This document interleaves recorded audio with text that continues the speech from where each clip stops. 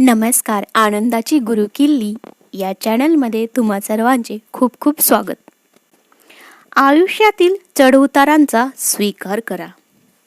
एका राजाने एका लोहाराला आज्ञा केली, माझ्यासाठी एक बोधवाक्य असलेला असा शिक्का बनव की त्यामुळे जेव्हा मी माझ्या भाग्यामुळे आनंद उपभोगत असेल तर ते त्यावर नियंत्रण ठेवेल, आणि मी जेव्हा निराश असेल, दुःखी असेल, तेव्हा माझ्या चेतनेला प्रफुल्लित करेल.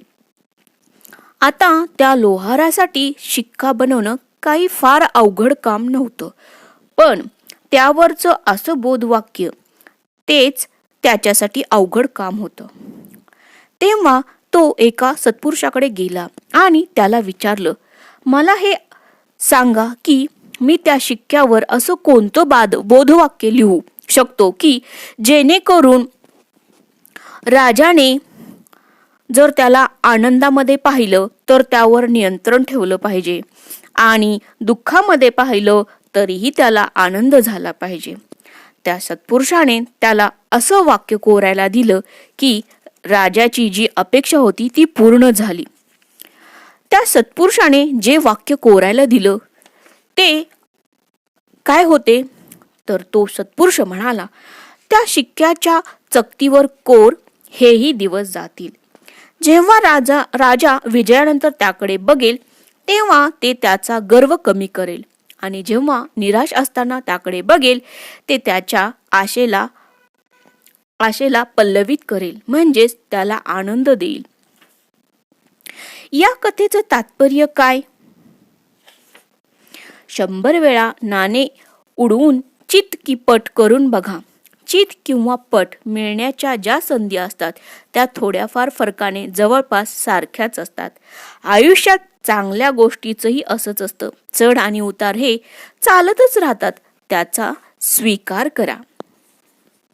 म्हणजेच आपल्या आयुष्यात दुःख आलं तरीही आपल्याला आनंद झाला पाहिजे, आणि आपण आनंदात असलो तरीही आपल्या त्या आनंदावरही आपल्याला नियंत्रण ठेवता आलं पाहिजे. बँकेतील एक शिपाई हा त्याच्या प्रामाणिकपणाबद्दल आणि कार्याबद्दल अतिशय नावाजलेला होता. त्याच्याकडे चलनी नोटा मोजण्याचे आणि त्याचे गठ्ठे करण्याचे काम दिलं जायचं. त्याला संपत्तीचा संचय करण्याची इच्छा होती, पण असे करण्यासाठी त्याला त्याच्या इच्छेविरुद्ध बेईमानाने काम करावे लागणार होते. शेवटी त्यावर उपाय म्हणून त्याने लॉटरीची तिकिटे खरेदी करायला सुरुवात केली, आणि नशीब हसत हसत आपल्याकडे चालत येईल अशी तो वाट पाहू लागला.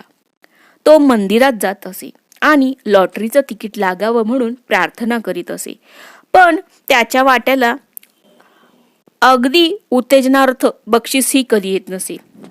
आपली प्रार्थना देव ऐकत नाही म्हणून तो देवाला कायमच दोष देत असे.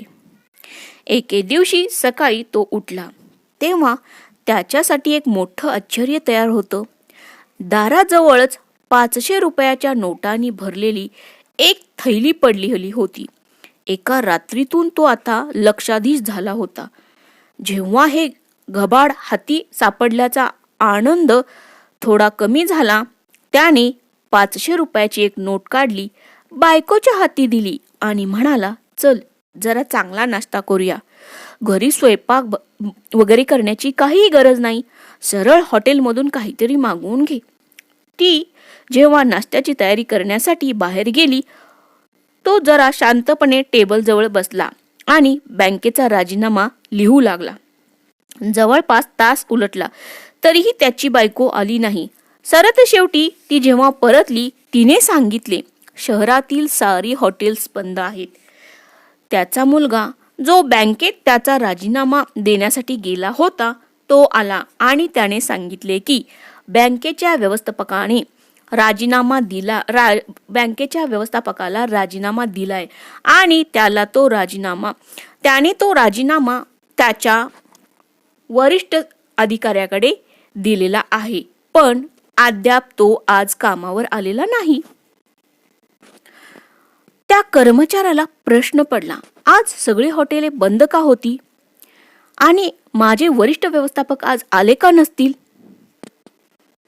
तात्पर्य: शहरातील प्रत्येक, अगदी हॉटेलच्या मालकांना, हॉटेलमधील कर्मचाऱ्यांना आणि बँकेच्या सर्व कर्मचाऱ्यांना 500 रुपयाच्या नोटांनी भरलेल्या थैल्या मिळाल्या होत्या.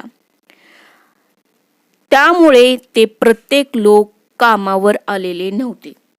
कामावर जाण्याची इच्छा त्यांची राहिली नव्हती. वास्तव जीवनामध्ये प्रत्येकाला भरपूर पैसा मिळावा असं वाटतं, भरपूर सुखसुविधा मिळाव्यात असंही वाटतं, तेही कोणत्याही प्रकारचे काम न करता, कष्ट न घेता. त्यामुळे पैसा हे फक्त वस्तू आणि सेवा यांच्या विनियोगासाठी, म्हणजे वस्तू आणि सेवा यांच्या देवाणघेवाणासाठी वापरले जाणारे साधनच आहे. फक्त पैसा मिळाला म्हणजे आपल्याला आनंद मिळेल असे नव्हे, तर पैसा हा एक साधनच आहे. त्यामुळे अति पैशाच्या मागे लागणे म्हणजे दुःखाला कवटाळणे. पैसा मिळवू नका असे नाही, पण पैसा मिळवत असताना आपले नीतिमूल्य जोपासा, म्हणजेच तुम्ही आनंदाने जीवन जगू शकता. पैसा आला म्हणजे तुम्हाला सर्व सुखे मिळाली, सर्व आनंद मिळाला, समाधान मिळाला असे नव्हे, कारण पैसा हा एक साधनच आहे. धन्यवाद.